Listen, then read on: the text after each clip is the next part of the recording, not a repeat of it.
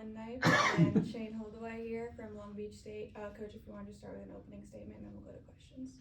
Yeah. Well, first of all, we're excited to be here, without a doubt. So, and a lot of thank yous to the selection committee for all their hard work and making the call for us to be here. We appreciate that, and we never take it lightly. Thanks to all the people that made it happen for years behind the scenes here at George Mason, and the AVCA and the NCAA and everyone who's involved with this. We've hosted before at Long Beach. We know the undertaking that it takes. So there's a lot of people wearing a lot of hats. Greatly appreciate everyone's hard work. So far, it's been great. The arena looks great, and I know it's gonna be a great week of volleyball. So, but yeah, we're excited to be here. The guys are looking forward to playing. The field is great at this tournament. I feel like there's a lot of really good teams, and I'm sure for those who get to write about it, a lot of possibilities, which is exciting, and it's exciting for the growth of our sport. Hopefully next year we'll have even more and more opportunities and more things to talk about, more teams here, but we're excited to be part of this field. We're honored to be here, and we look forward to competing. Shane Vanelopes here from Off the Block. I've had an opportunity to look at George Mason, or Grand Canyon, excuse me. I've had an opportunity to look at Grand Canyon. What stands out for you when looking at their offense, and where you have to be successful to slow down their offense? Yeah, they're a great team. Credit where credit's due, right? They run really good tempo, and I think our guys are in the gym and we train that pretty much every day. So it'll be a good matchup, and I'm excited to see what happens. And then Mason, for you, being an opportunity to look at some of their servers, any challenges you see handling their serves, anything that jumps out on the film? I think it's everything that we basically go through every week. We know teams are going to bring it. They're going to serve some balls at us, be tactical, and it's what we deal with in our gym basically every day. So we'll be prepared. Okay, I'll keep going. I don't want to monopolize the questions, but Coach, looking at your team this season, what do you feel has been the biggest improvement that your team has made since the start of the year in January?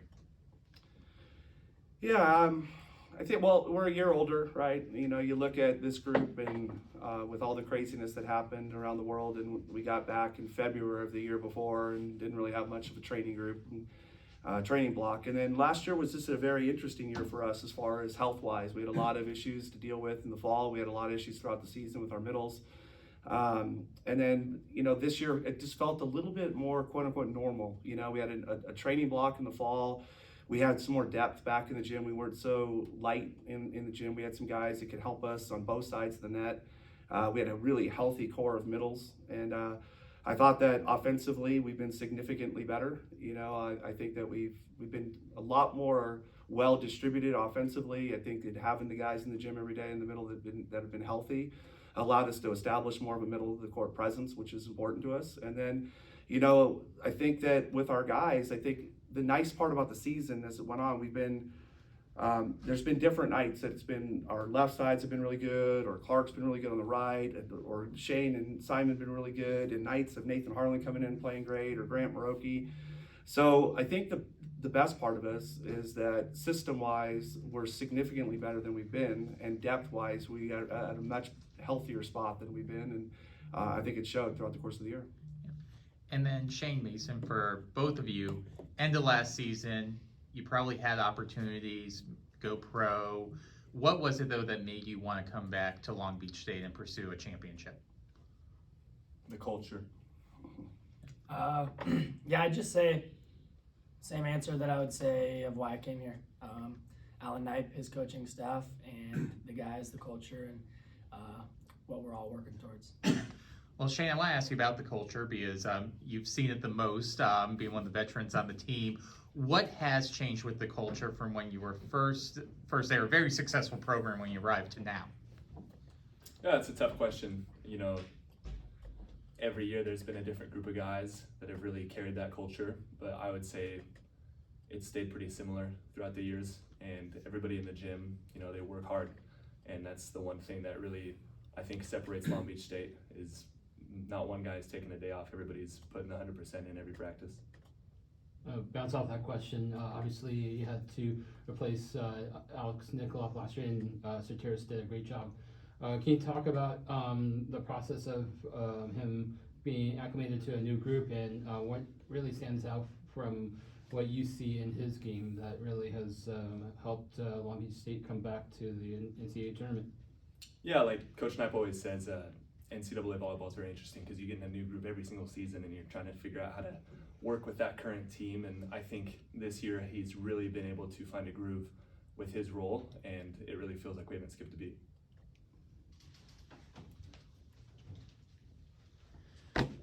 Rob Sparrow, volleyballmag.com.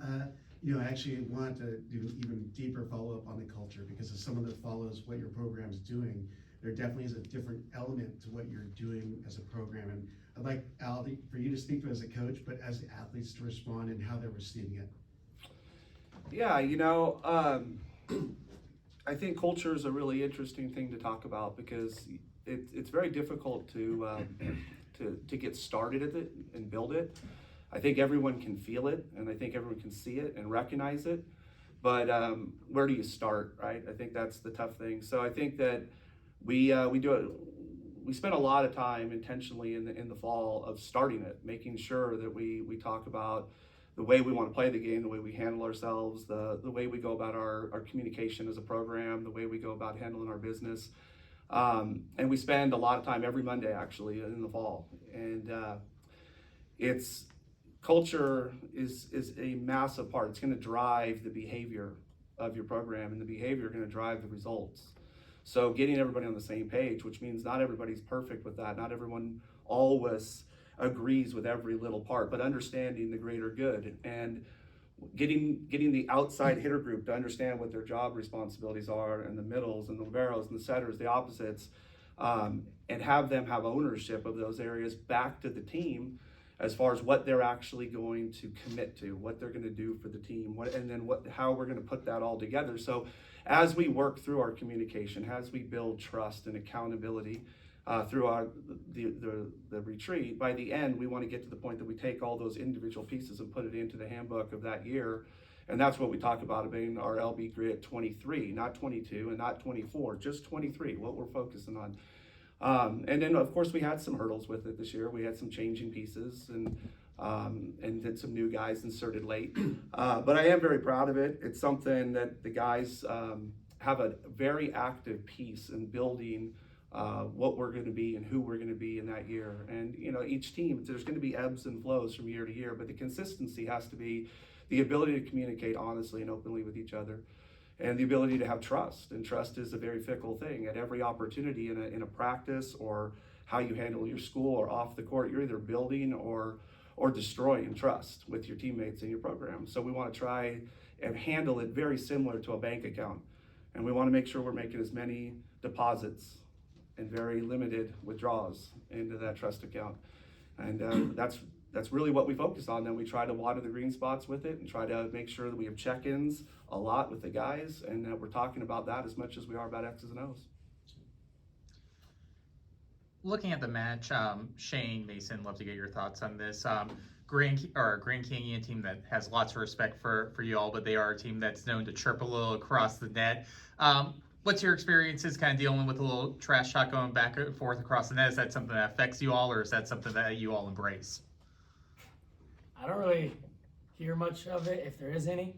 Kind of hear like after the game, oh, this guy said that. I mean, I'm in the back row the whole time. I'm just there chilling. I kind of tune it all out anyways.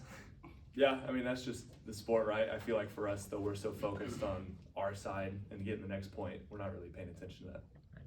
And then also another question for both Shane and Mason.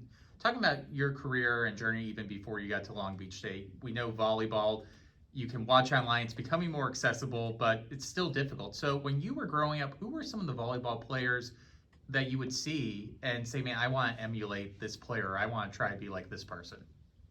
Luckily, I kind of come from like a volleyball family. My cousins played, so growing up, going to their games, just being around the sport at a pretty high level and watching at a high level, whether that was high school or college, and just being able to see that. And then my brother that was older than me that went to Long Beach, and watching him. So that's my experience with it. Yeah, I kind of had the opposite experience. I didn't come from a volleyball family at all, so I had nobody to watch.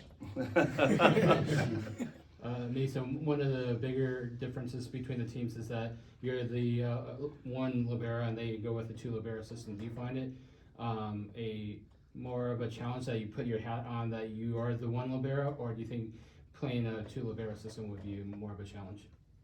That's a good question. I think if you were to be in a two libero system, like maybe one's playing offense, one's playing defense, it's hard to kind of get in that groove. I spoke about it the other day of like, as a libero, there's, you pass, you play defense, maybe cover and set, but those are kind of your two main roles, and you can't hit your way out of it, you can't serve your way out of it, at least in men's volleyball yet, right?